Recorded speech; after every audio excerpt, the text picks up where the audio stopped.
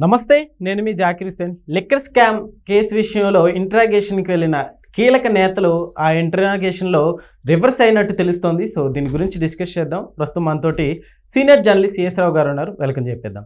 Hi sir. Hello sir, ఏంటి ఆ ఇంట్రాగేషన్లో reverse అయినట్టు తెలుస్తుంది? ఎవరా నేతలు ఏంటి సార్? అక్కడ ఇప్పుడు లిక్కర్ స్కామ్ అనేది ఇప్పుడున్న కూటమి ప్రభుత్వం అధికారంలోకి వచ్చినప్పటి నుంచి విచారణ కొనసాగిస్తూ ఉంది.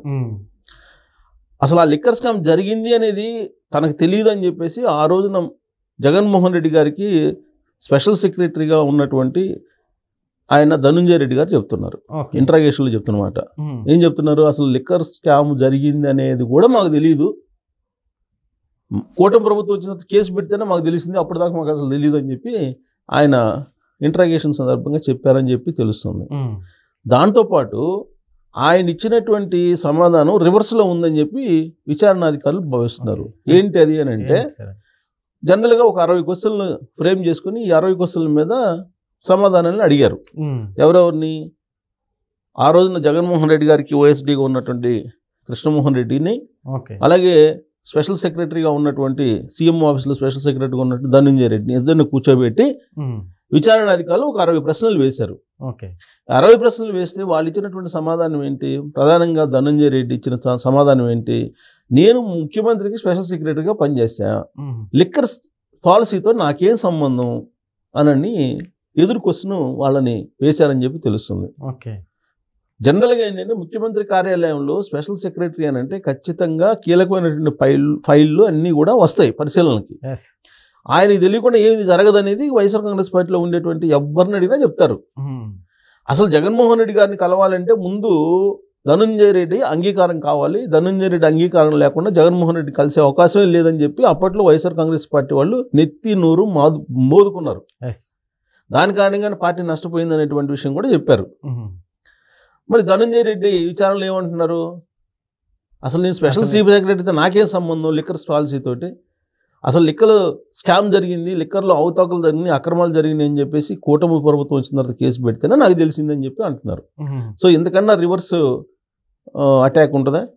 విచారణ అధికారులు లిక్కర్ స్కామ్ గురించి అడిగితే, లిక్కర్ స్కామ్ గురించి కొన్ని ఆధారాలు వాళ్ళ ముందు పెట్టి అడిగితే మాకు తెలియదు, మాకు అసలు సంబంధం ఏంటి ఇది అని చెప్పంటారు. ఇలాంటి రిప్లైయే కసిరెడ్డి రాజశేఖర రెడ్డి కూడా ఇచ్చాడు.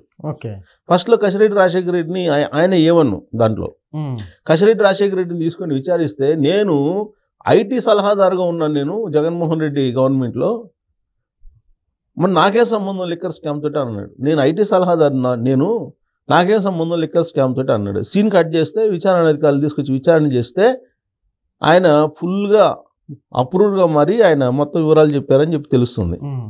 అసలు ఇంకొక వర్షన్ ఏంటంటే, వైఎస్ఆర్ కాంగ్రెస్ పార్టీ పెద్దలే ఈ కసిరెడ్డి రాజశేఖర రెడ్డిని ఇరికిచ్చేశారు. ఈ కేసులో అతన్నే బాధ్యత చేశారు. A1గా అతను ఉన్నారు.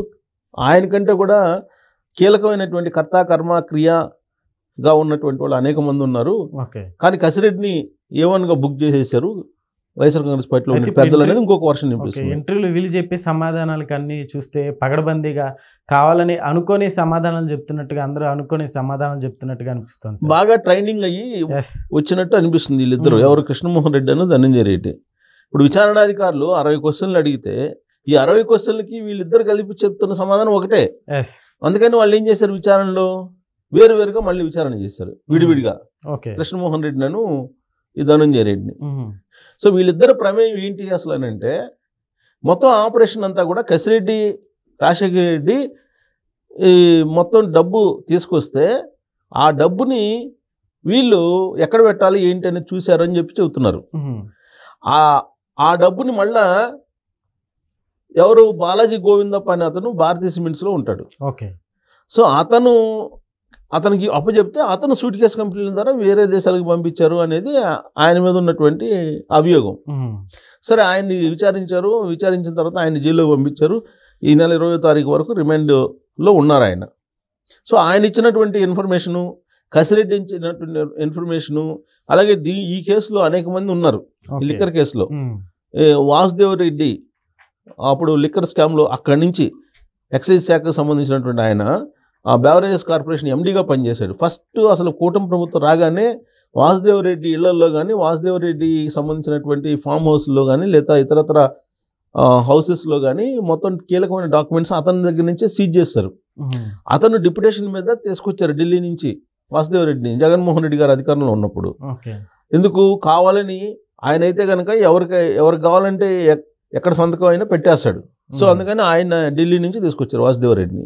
సరే, ఈ వాసుదేవ్ రెడ్డి వాంగ్మూలం కంప్లీట్గా ఇచ్చేశారు, ఆయన అప్రూవ్డ్గా మారారని చెప్పి అంటున్నారు. సో వన్స్ అప్రూవ్డ్గా మారిన తర్వాత అసలు ఏం జరిగింది అనేది బెవరేజెస్ కార్పొరేషన్ ఎండీకి బాగా తెలుస్తుంది కదా. సో ఆయన ఇచ్చినటువంటి ఇన్ఫర్మేషన్ ప్రకారం మొత్తం తవ్వుకుంటూ వచ్చారు. తవ్వుకుంటూ వచ్చినటువంటి క్రమంలో బయటపడినటువంటి అంశం ఏంటంటే సాయిరెడ్డి, కసిరెడ్డి, రాజశేఖర రెడ్డి ఇద్దరు ప్రమేయం ఉందని చెప్పి తెలుస్తుంది. అందుకే సాయిరెడ్డి ముందే ఆయన ప్రెస్ మీట్ పెట్టి కసిరెడ్డిదే మొత్తం నాదేం లేదు అన్నట్టుగా ఆయన మాట్లాడాడు. సరే, కసిరెడ్డిని అదుపులోకి తీసుకున్నారు. అలాగే సాయిరెడ్డిని విచారిస్తూ ఉన్నారు. కసిరెడ్డి ఆల్రెడీ జైల్లో ఉన్నాడు. అలాగే బాలాజీ గోవిందప్ప జైల్లో ఉన్నాడు.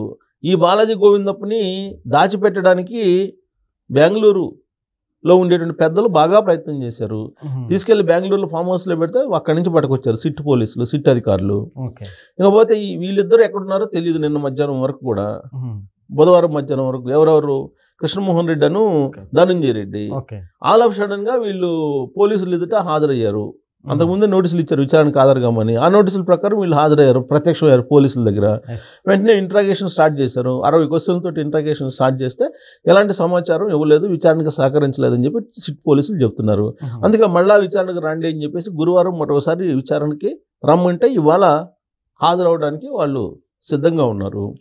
మరి ఇవాళ ఎలాంటి క్వశ్చన్లు అడుగుతారు అని అంటే పక్క ఆధారాలతో సహా ఉన్నటువంటి ఇన్ఫర్మేషన్ ఏదైతే ఉందో వాళ్ళ కళ్ళెదురు పెట్టి అసలు తాడేపల్లిలో ఉండేటువంటి 4వ గదిలో ఏం జరిగింది, ఆ 4వ గది రహస్యం ఏంటి, అర్ధరాత్రి పూట రెడ్ కార్లో ఎవరు వస్తున్నారు, ఆ రెడ్ కార్లో ఎగ్జిట్ ఉండేటువంటి దాంట్లో నుంచి తాడేపల్లి ఫామ్ హౌస్కి, తాడేపల్లి హౌస్కి, ప్యాలెస్లోకి ఆ రెడ్ కారు ఎందుకు వెళ్తుంది, ఎగ్జిట్ నుంచి వెళ్ళిపోతుంది, ఎగ్జిట్ నుంచి వస్తుంది, ఎలా వస్తుంది, అర్ధరాత్రి పూట రోజు వచ్చి నిండుగా డబ్బులు వేసుకోబోతుంది అని చెప్పేసి అప్పట్లో వచ్చినట్టు న్యూస్. ఆ రెడ్ కార్ అవుద్ది, ఆ రెడ్ కార్లో నిండుగా డబ్బులు వేసుకోబోయి ఎక్కడ పెడుతున్నారు, ఇవన్నీ బయటకు వచ్చేటువంటి అవకాశం ఉంది. కారణం ఏంటంటే మొత్తం తాడేపల్లికి మొత్తం ఒక కీ రోల్గా పోషించాడు ధనంజయ రెడ్డి అనేది ఆయన మీద ఉన్నటువంటి అభిప్రాయం, ఆరోపణ.